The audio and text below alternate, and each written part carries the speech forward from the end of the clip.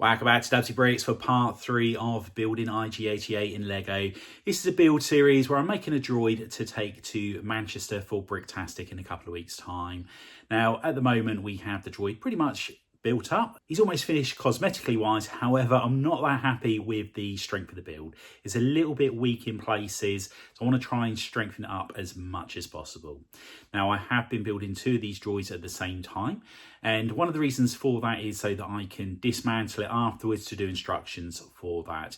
However, I would also like to make an IG11 with SpeederBike from the Mandalorian if I could. It would be nice to take 2 builds to the exhibition, but first of all, let's get IG88 all finished, and then hopefully we'll have time to get the other build done. And made a bit of progress on the foot, and we've strengthened it up considerably, and it's all been by making it so it doesn't move. So I've done away with the Technic pin in the middle there, and I've replaced it with a 4-sided snot brick. So it's one with the studs on all 4 sides. The stud on the top is connected to the tube just there. And then I put a lightsaber piece through as well to help strengthen it up. So that's worked out perfectly. I don't need the ankles to move on the IG88 model because it's just going to be stood still. If I do get round to making a IG11 with SpeederBike, then I'll just use this version here so I can have the feet resting up against the pedals. But I certainly think that taking away any movement parts on here is helping massively, as somebody suggested in the previous comment. And I've done the same on the knee just here. It's no longer got a flexible part on there. It's just a straightforward Technic beam or Technic connector, sorry, on there. So yeah, that's all working out well. So I'm just going to do both the legs, both the feet, get that all connected up together, and then fingers crossed we're heading in the right direction. And I've been working on the legs here, or the upper part of the leg, should I say, and I think I've come up with a much better solution. With this version here, we've got the ball joint plate just here, the light bluish grey one, and it's just connected to the plate by the side of it there, so just the 2 studs, and the top of the leg snaps off very easily. It's only connected by the jumper plates there, and on this part here you're only using 2 studs to connect the 5 part here to the upper part, whereas with this new version I've got here, I've got an axle going all the way through. So this is actually giving it a lot more strength. I've added this 4x4 round plate in the middle there. That's helping to keep the whole lot of it connected together. It would have been nice to have had the curved tiles onto the top part just here, but I can't work out a way of connecting them at the moment. If I can come up with a solution for that, then I will most certainly do so. But all in all, a lot happier with this new design. And as you can see, I'm using a different ball joint connection on the back here. And again, this is working out really well so far. It's given me a little bit more strength on there. I was considering attaching the ball joint pieces to this part here, and then the third one of these Technic joints here would have been connected to the torso. However, it does mean that the legs are just a fraction too far apart. So I'm going to carry on experimenting and see what other options I can come up with. This was another option, which was using some 2x1 Technic plates, or beams, whatever you want to class them as, and then that does get it a little bit closer. However, I'm not sure whether or not this is going to give me the strength I require. So I'm going to just carry on experimenting, and hopefully we'll come up with something that's nice and sturdy. And there's a lot more strength in the legs now. One problem I've got at the moment is it's very loose or very wobbly around the hips and the waist area. So I'm thinking about, for this particular model, to just make it so it's stuck in position. So I'll build it using plates and bricks. I think that's probably going to be better than the ball joints. And then what I'll do is I'll just come up with a different technique for when I'm doing IG11 for sitting on the SpeederBike if I go down that route. I've also been experimenting with the hands, trying to make them a little bit tidier, a little bit better, but I'm not 100% sold on those just yet. But anyway, let's strip the bricks off and the ball joints at the centre bit just there. And let's make it all solid, and hopefully that's going to give it all the strength that it needs. And here we have IG88 standing to attention, and he is standing strong. The amendments that I have made to the knees, ankles and the waist have given it so much more strength. This is now brick built. The ball joints weren't quite doing the job. Just a little bit too much movement, and I think due to the weight of it, it just wasn't working.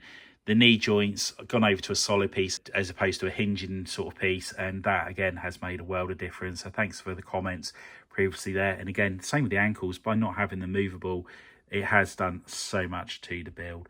I do need to do a black display stand for this. And I do also need to do some work on the hands, just so he can hold the gun. At the moment, it's very loose there, so I want to do something that will keep it firmly in place. And I want to have it so he's got a pose where he's holding it across both of his hands. Now, with less than 2 weeks to go, I've got to work out whether or not it's possible to make an IG11 with SpeederBike. Now, here is the start of IG11. It's exactly the same as IG88. If I can make the SpeederBike, then IG11 will go back to the old joints on the knees, and the same with the feet. So the feet can sit on the pedals and he can sit across the SpeederBike successfully.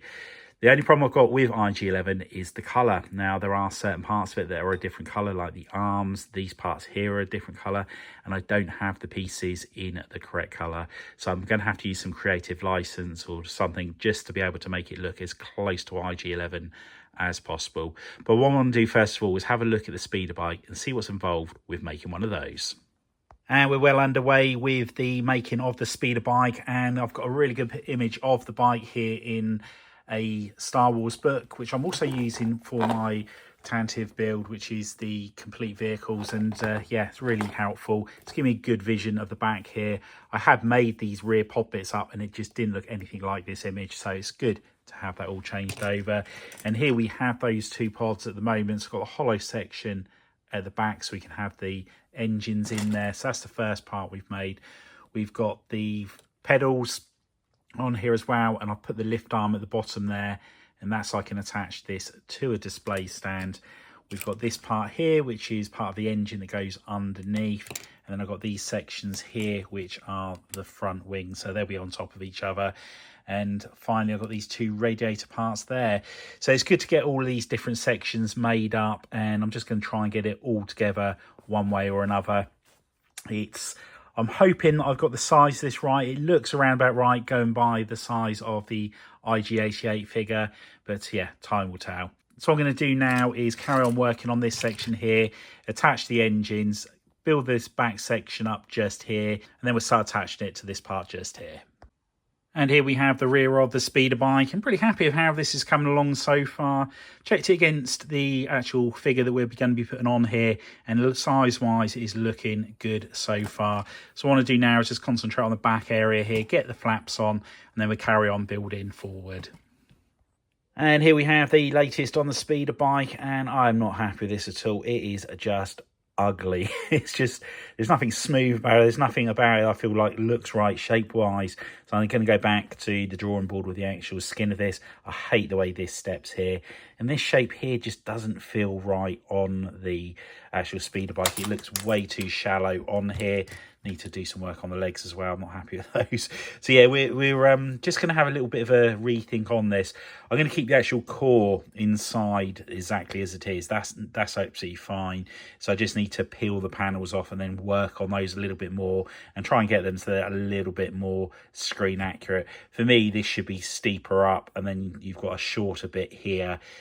So yeah, it's a really difficult shape to build out of Lego, and massive kudos to those people that have actually achieved this.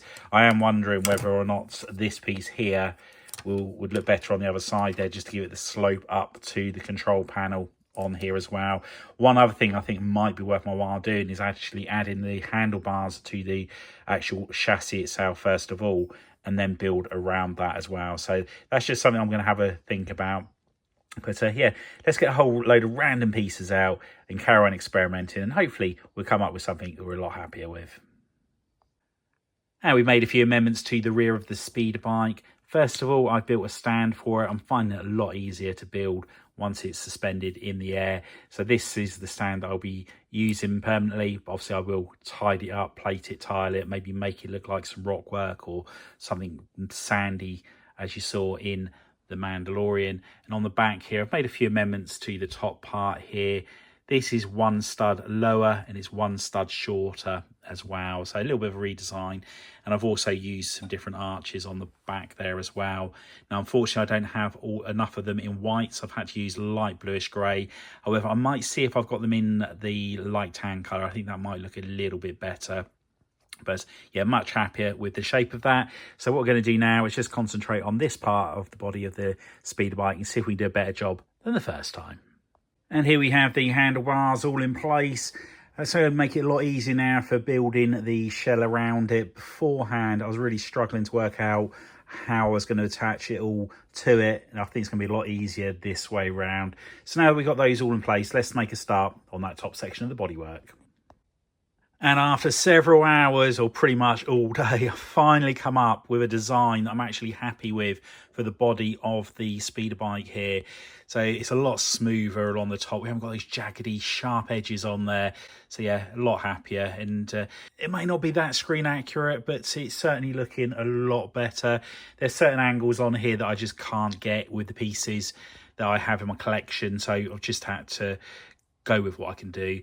With the picture I'm using for my source material just here, the top of it, as you can see, is very flat, whereas mine's very curved, but it seemed to be the best option due to this part just here. But yeah, you get the gist of what it's looking like. Can't wait to work on the front section just here. Before we do that, just need to do the back section here. And here we have the front section built onto here. And the one thing I would say about the build is I do think it looks just a little bit thin in the centre part just there. However, I've got to get the figure on top of it, so I'm going to leave it as it is, I think.